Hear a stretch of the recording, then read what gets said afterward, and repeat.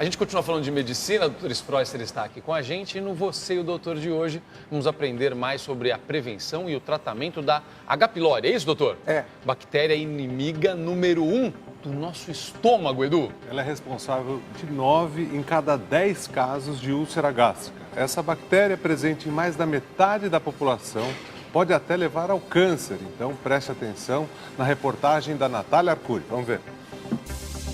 Aftas, queimação no estômago, dores que parecem não ter fim. Hoje você vai conhecer a inimiga número 1 do estômago. Nunca tinha ouvido falar da H. pylori, não sabia o que era. Por que essa bactéria é tão perigosa à saúde? A pessoa ter o H. pylori não significa que necessariamente ele vai ter sintomas causados pela bactéria.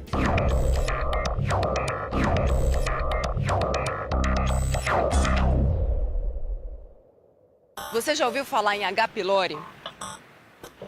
Ai, não. H. pylori? H. pylori? Não. H. pylori ainda é um ponto de interrogação para a maioria das pessoas. O que pouca gente sabe é que essa bactéria de nome complicado está presente em mais da metade da população brasileira e é responsável por 90% dos casos de úlcera gástrica, que pode evoluir para o câncer de estômago. A bactéria H. pylori é mais comum em locais com más condições sanitárias e entra no nosso organismo pelo contato com a água ou alimentos contaminados.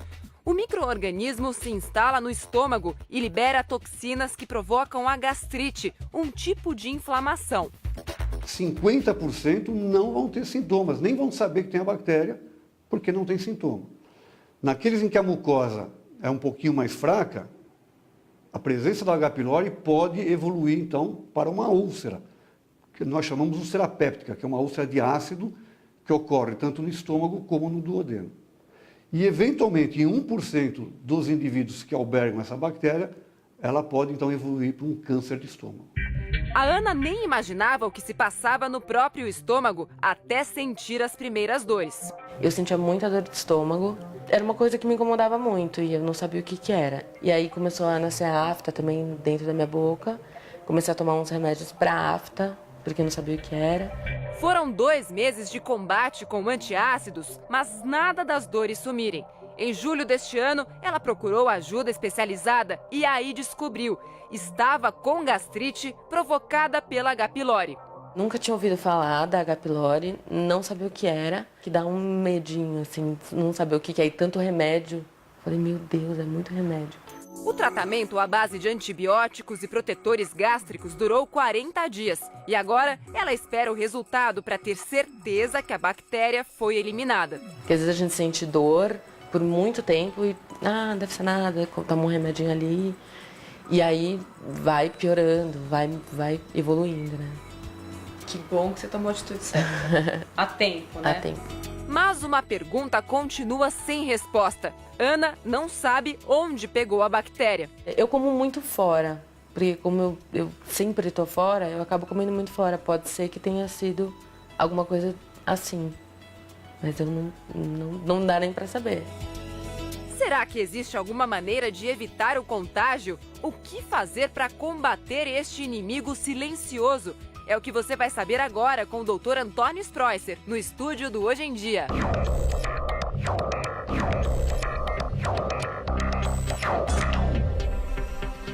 De vez em quando você tem uma queimação aqui no estômago.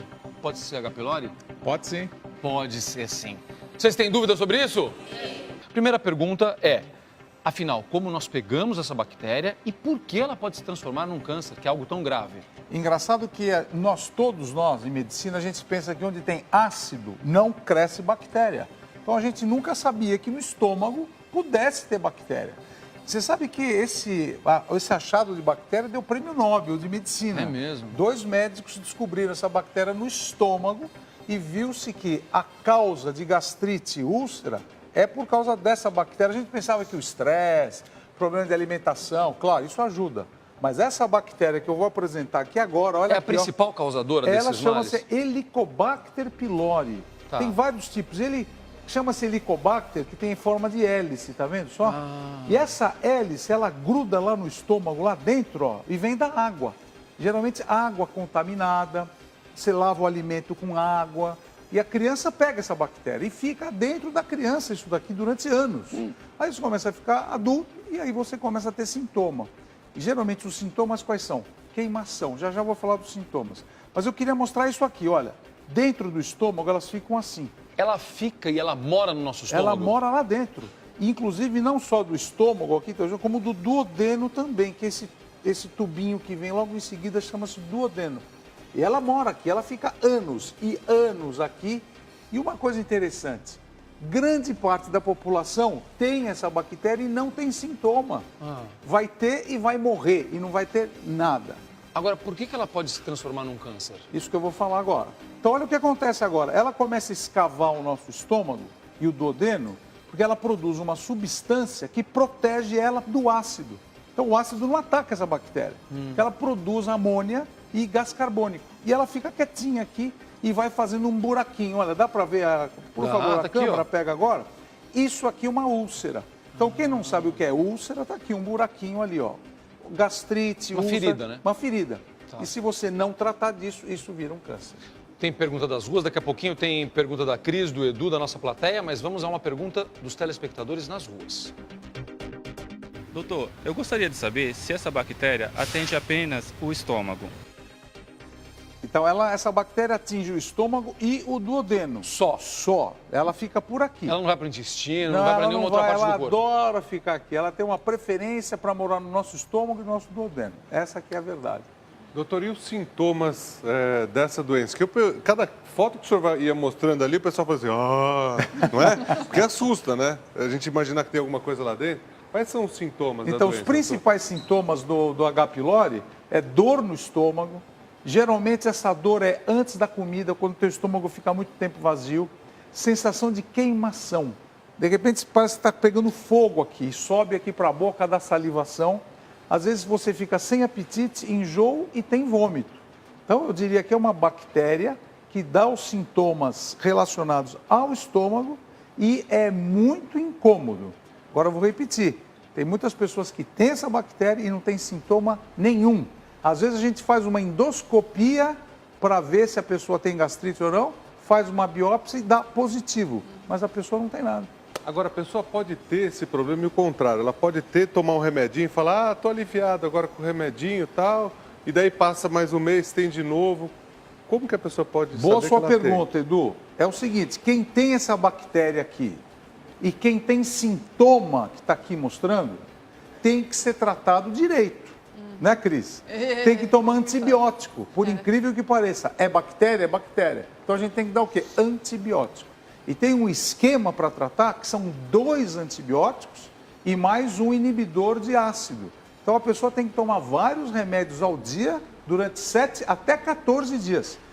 Sabe o que acontece, Edu? A pessoa começa a tomar o remédio, no primeiro ou no segundo dia fica bom e para de tomar. Mas é bactéria. Se você para de tomar um antibiótico... Ela fica mais forte. Fica mais forte. Olha só, a Mariana tem uma dúvida que tem a ver com medicação, né? Bom dia, doutor. Oi, Mariana. Eu gostaria de saber se esses medicamentos, todos do tratamento da H. pylori, eles podem cortar o efeito de outros medicamentos que a pessoa esteja utilizando, como, por exemplo, o anticoncepcional.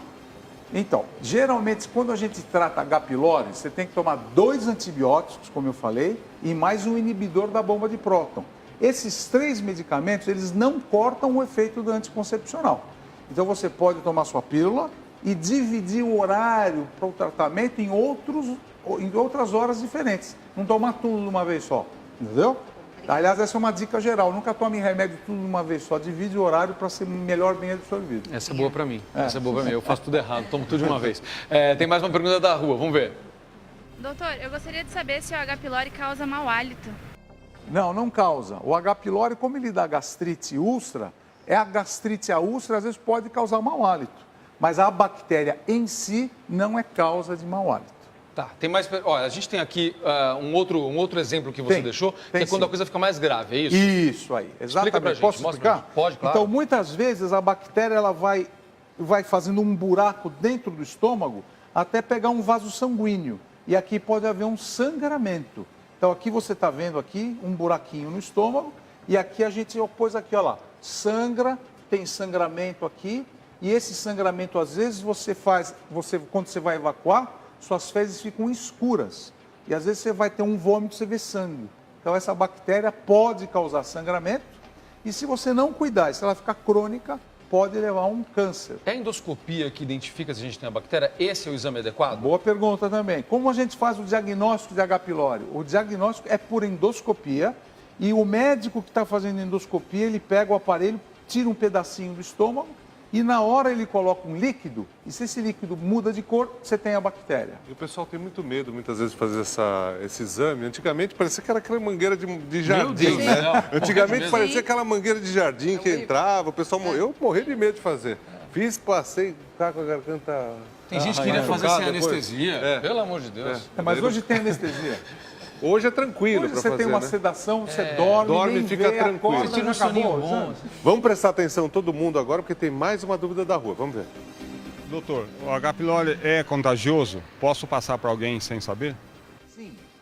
Sim. Normalmente, se você passa o H. pylori, é contagioso. Como passa isso? O H. pylori existe na saliva e às vezes você pode beijar uma pessoa, pega um copo emprestado, um garfo emprestado e a bactéria está lá. Tá brincando? Então a dica para você evitar H. pylori é lavar bem as mãos, vai ao banheiro, lave as mãos. E quem está em casa agora, como o Edu Guedes vai dar as dicas de alimentação, cuidado para fazer comida. Lave bem as mãos para você não contaminar os alimentos que você está fazendo. Que coisa. Menina, então quer dizer que aquelas micaretas no carnaval... É a festa do H. pylori, A festa do H. É a pylori. festa do H. pylori. Você está pulando, eles estão pulando lá. Ei, mais um aqui. E vale a pena dizer, Cris, que assim, como a nossa reportagem falou, quase 100% das pessoas têm essa bactéria no estômago.